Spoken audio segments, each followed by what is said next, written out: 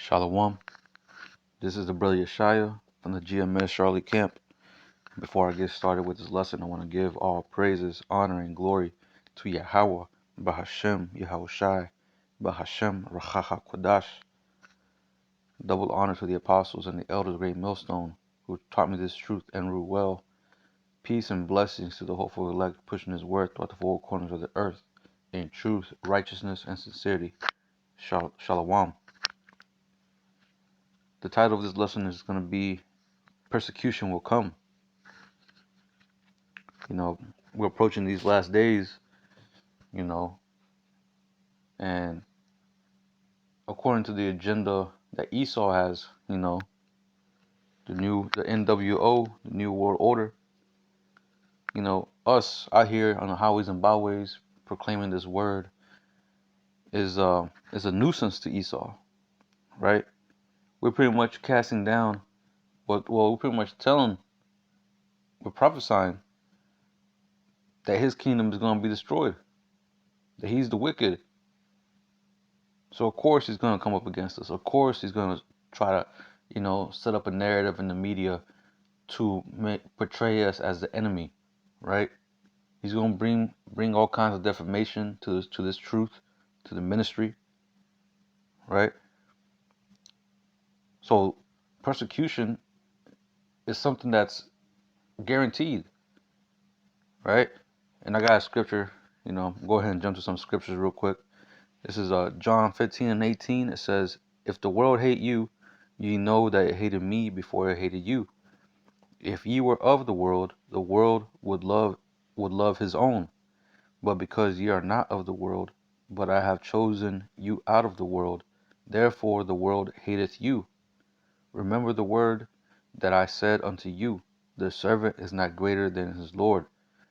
If they have persecuted me, they will also persecute you. If they have kept my saying, they will keep yours also." You see, so if Yahweh Shah suffered persecution, suffered everything that he went through, hey, how much more us, right? The servant is not greater than the master, man. We're going to go through the same things that Yahweh Shah went through. And some of us, we're gonna have to lay down our lives for this truth, right? There's going to be a few of the elect that's going to have to. That's going to be part of their lot, to stand firm until death, right? Now let me go to Matthew chapter 5. I'm going to start at verse 10. It says, "Blessed are they which are persecuted for righteousness' sake, for theirs is the kingdom of heaven." You see? It says, blessed are you if you're persecuted for righteousness' sake. What's righteousness? Pushing his word, this truth, the scriptures, the gospel, right? Standing firm in the name of Yahweh Hashem Yahushua, right? In righteousness, standing up against the wicked ways of this place, the wickedness and the wicked. Verse 11, it says, "Blessed are ye when men shall revile you and persecute you." It says, blessed are you, man, when these things shall occur.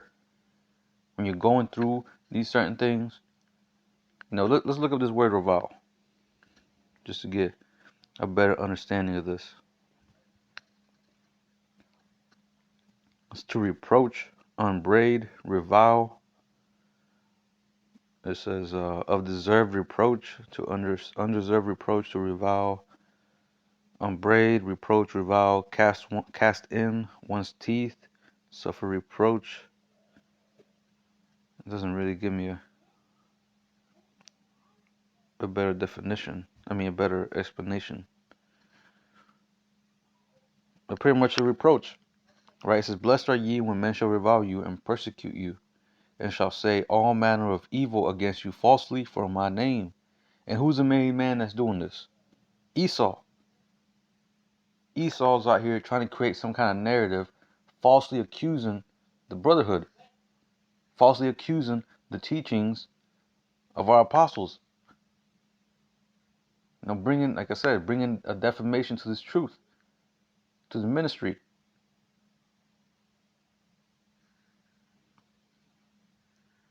So it says, blessed are ye, I'm read it again, blessed are ye when men shall revile you and persecute you, and shall say all manner of evil against you falsely, for my name's sake. Hey, so you should be really happy, man, when you start seeing these things.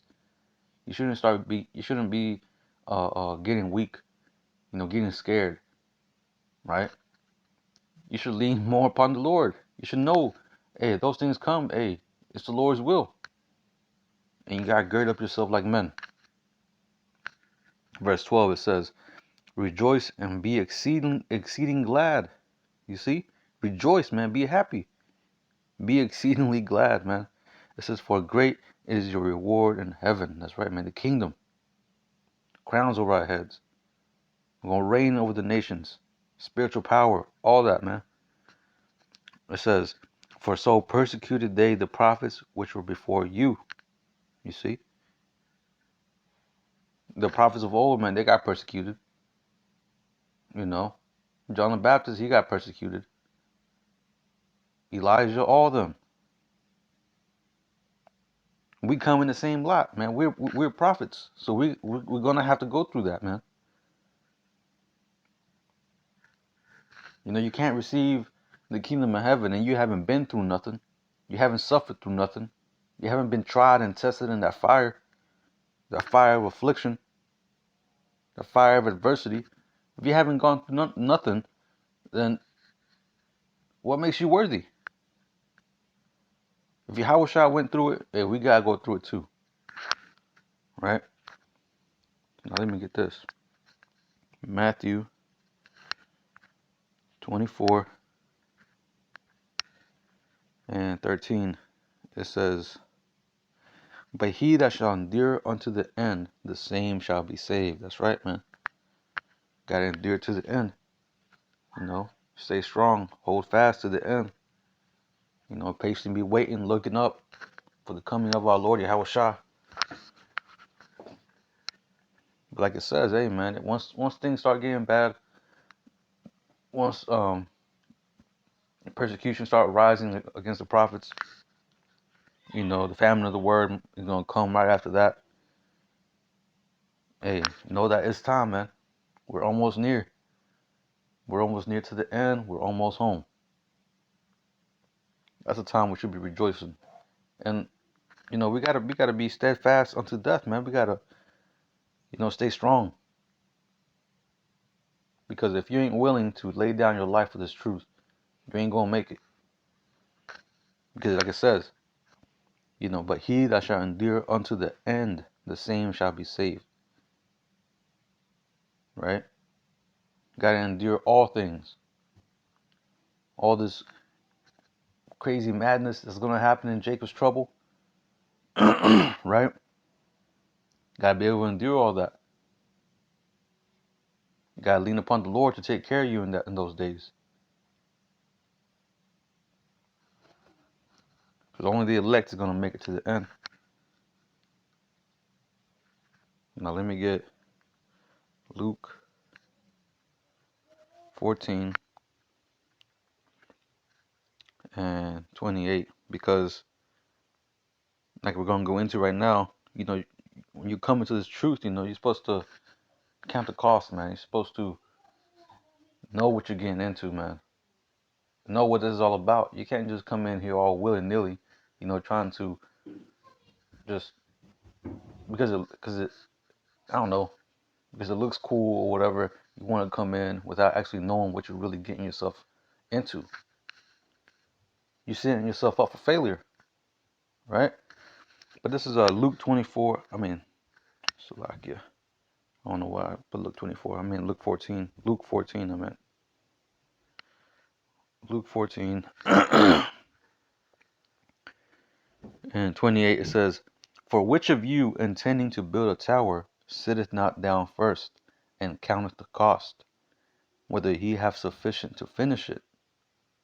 Lest happily, after he hath laid the foundation, and is not able to finish it, all that behold all that behold it began to mock him, saying, this man began to build and was not able to finish.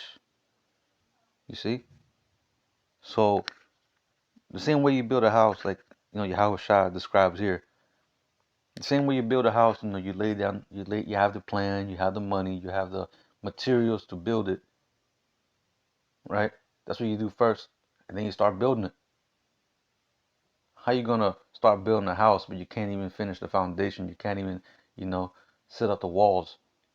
You run out of money. Now all you got is half a foundation and some pieces of wood laying around. It's the same way in this truth. Verse 31, it says, or what king going to make war against another king, sitteth not down first, and consulteth whether he be able with 10,000 to meet him that cometh against him with 20,000. That's right, man. Because really, this is a spiritual war, man, we're going through. So you got to be able to, tell yourself, have a battle plan, have a strategy to be able to overcome the enemy. And we have the strategy, we have the battle plan, which is the scriptures.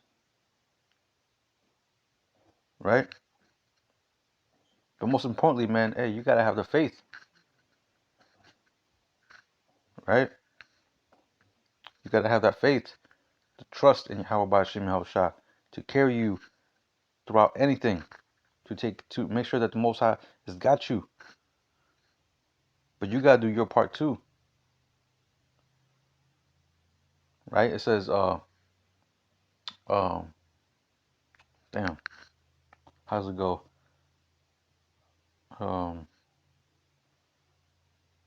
You got to show your faith through your works, roughly paraphrasing. Right?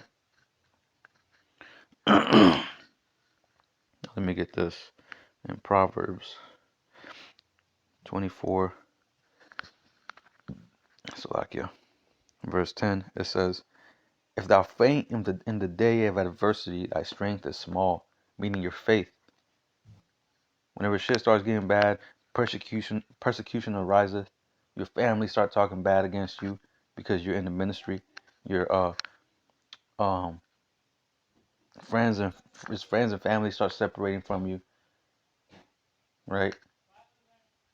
You got people in the world looking at you sideways.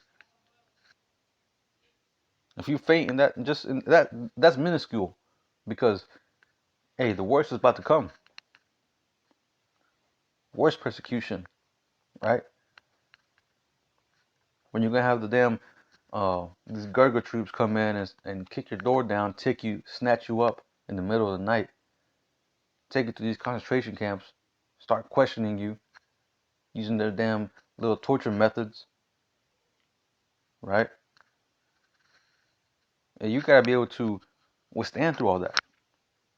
Now, not every brother's gonna go through that, but like I'm saying, like you gotta have that in your mind, like, hey, I'm willing to, lay it all on the line for this truth, right? That's a mindset you gotta have. I'm gonna read it again. Proverbs 24:10. If thou faint in the day of adversity, thy strength is small. Right? If you start getting weak, you start having doubts, you start to fold up under that pressure. Ultimately, that means you didn't have the faith required to carry on, to endure. Ultimately, you didn't believe. Because if you really believed, you wouldn't endure to the end. And ultimately, you ain't part of the elect. But Lord willing, brothers in like mind, brothers that believe that we are part of the elect. Right? And brothers, newcoming brothers that is listening to this video, listening to other brothers' videos, Lord willing, they come to the same like-mindedness, come in the same spirit, and Lord willing, they be part of the elect too. Because that's what it's all about, waking up the elect. Right? forwarding this word, so that way, the elect can be sealed and we can go home. Let me get Matthew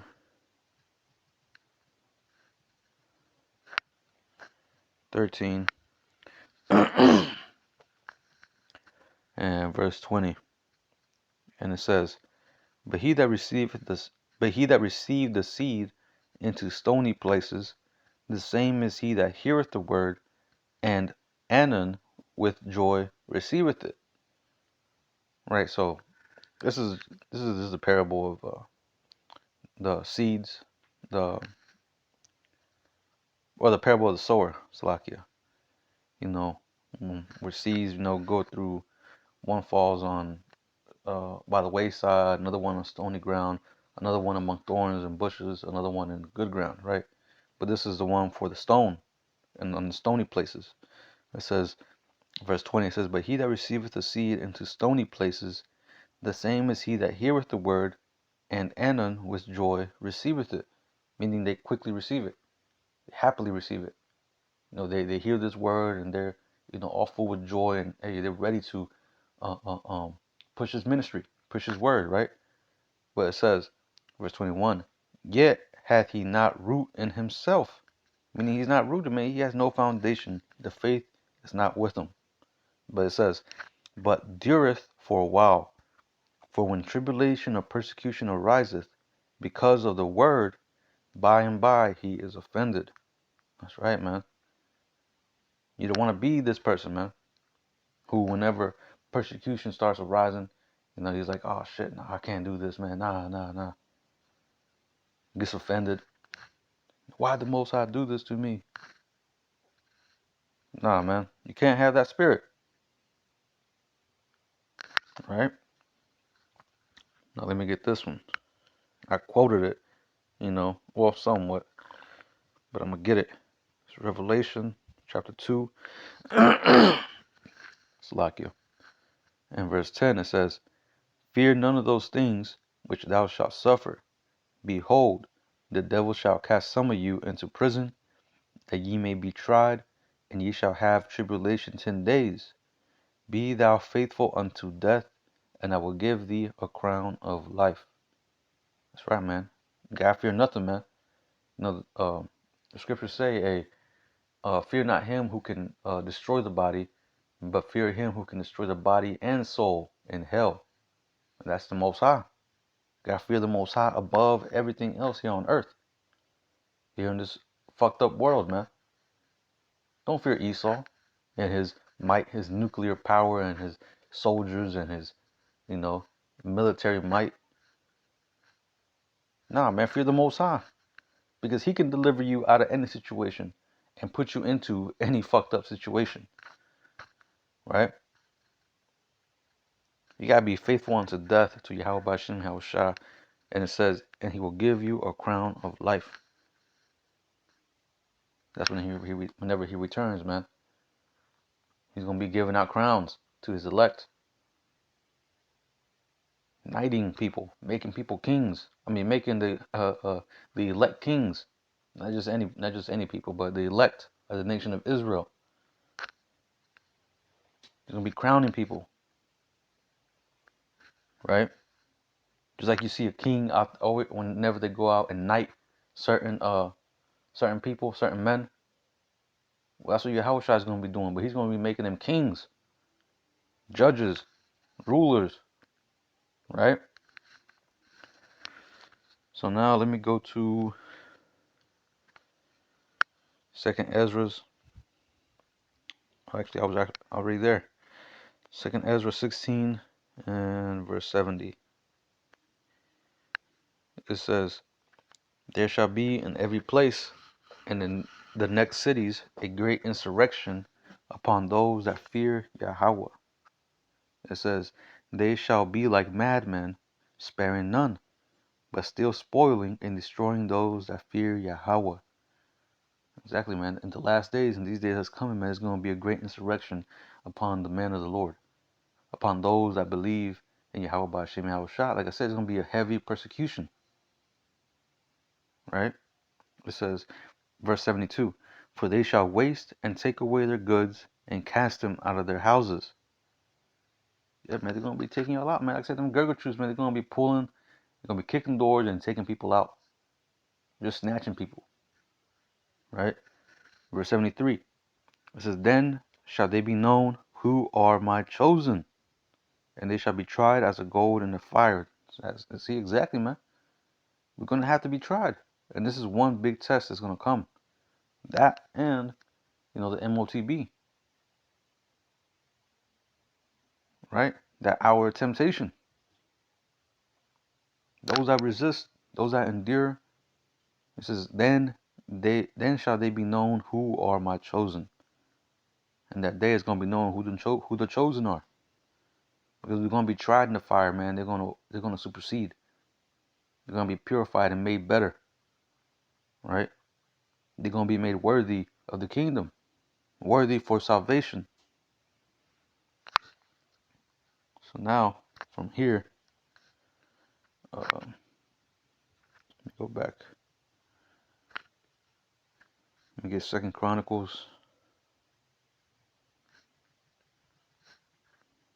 36 and verse 15. It says, and Yahweh, power of their fathers, sent to them by messengers, rising up betimes and sending, because he had compassion on his people and on his dwelling places. His dwelling place. And who are those messengers? The prophets. This is rising up betime, meaning before, meaning the Most High Yahweh, through his son Yahushua, he sent out, nowadays he sent out his prophets before plagues hit, before famine hits, destruction, nuclear destruction hits, right? The prophets are out here telling you what's to come, right? And it's been this way since the beginning, right? But verse 16 it says, but they mocked the messengers of the Most High. Who mocked the messengers? This world. This world. Jake. 2/3 of Jake. Who ain't trying to get right and who won't get right. Who the scriptures say they're gonna have to know it through death by pain. That's the only way they're gonna receive this truth, to be destroyed in that nuclear fire. That's the only way they're gonna come and receive this truth again. Or receive it again, yeah, because they knew it before. So they're gonna have to be destroyed and then come back perfect in the kingdom with the laws written in their inward parts. But it says, verse 16, but they mocked the messengers of the Most High and despised his words and misused his prophets, until the wrath of Yahweh arose against his people till there was no remedy. Yeah, man. And you see the fruits of that, of what happened to this day, man. Of people being destroyed, in a low level, the lowest of the low. Everybody looking down upon us, calling us by bywords, not knowing who we are. We departed from the ways of Yahweh Bashem Yahushua, so on and so forth. You see wickedness ensue among, the so-called community of, Jake, right? But it says, that's pretty much it on that. Let me go from here. Let me go to Acts 7. But pretty much I'm just showing you how even back then, they mocked the messengers, just like as they do now. They mocked the messengers, they misused them, they persecuted them, But I'm gonna get this right here, what Stephen said. This is Acts 7, 52. It says, which of the prophets have not your fathers persecuted? And they have slain them which showed before of the coming of the just one, of whom ye have been now the betrayers and murderers. Yeah, and those same spirits that betrayed Yahushua or that murdered Yahushua are here to this day. They're here right now. Those same spirits who still reject Yahushua, who reject the prophets, who reject the word, reject the Most High. It says, verse 53, who have received the law by the disposition of angels and have not kept it. When they heard these things, they were cut to the teeth, and they gnashed on him with their teeth. But and you see, that's they right here. The whole crowd is starting to attack Stephen. They end up killing him. It says 55. It says, but he, being full of the Holy Spirit, looked up steadfastly unto heaven, and saw the glory of the Most High, and Yahushua standing on the right hand of the Most High, and said, behold, I see the heavens opened, and the Son of Man standing on the right hand of the Most High. Then they cried out with a loud voice and stopped their ears. And this shows you right here, man, the hatred that Jake has against the Most High, against his prophets. Man, straight wicked, wicked as hell, man. It says, and ran upon him with one accord, and cast him out of the city, and stoned him. And the witnesses laid down their clothes at a young man's feet, whose name was Saul, and they stoned Stephen, calling upon the Most High, saying, Lord Yahushua, receive my spirit. And he kneeled down and cried with a loud voice, Lord, lay not this sin in to their charge. And when he had said this, he fell asleep. I mean, meaning he died, man. They stoned him to death. Hey, so this is one example of them, persecuting the prophets and killing them, murdering them, right? And like I said, these are past examples of what's going to happen in this time, right? So that's what I'm saying. Like, you gotta, you know, brothers that's in this thing, or that's looking forward to coming into this thing, hey, you gotta, count the cost. You gotta know what you're getting yourself into, right? You gotta know this ain't no game, man. This is a spiritual warfare. Even though we don't get violent, be expected to have violence come towards your way. But at the same time, man, you gotta trust in the Lord, man. Trust in the Lord. And hey, if it's your lot, then it's your lot. You gotta take it. Like I said, like we just read in Revelation 2:10, be faithful unto death, right? And you shall receive a crown of life. This is Jeremiah 1:17. It says, thou therefore gird up thy loins, and arise, and speak unto them all that I command thee. Be not dismayed at their faces, lest I confound thee before them. You see, you gird up your loins, man. Gird up your loins. Be like a man. It says, and speak. Go out there and speak, man. Go out there and proclaim this word. To who? To the nation of Israel. And wag that hand to uh, the gates of the nobles, right?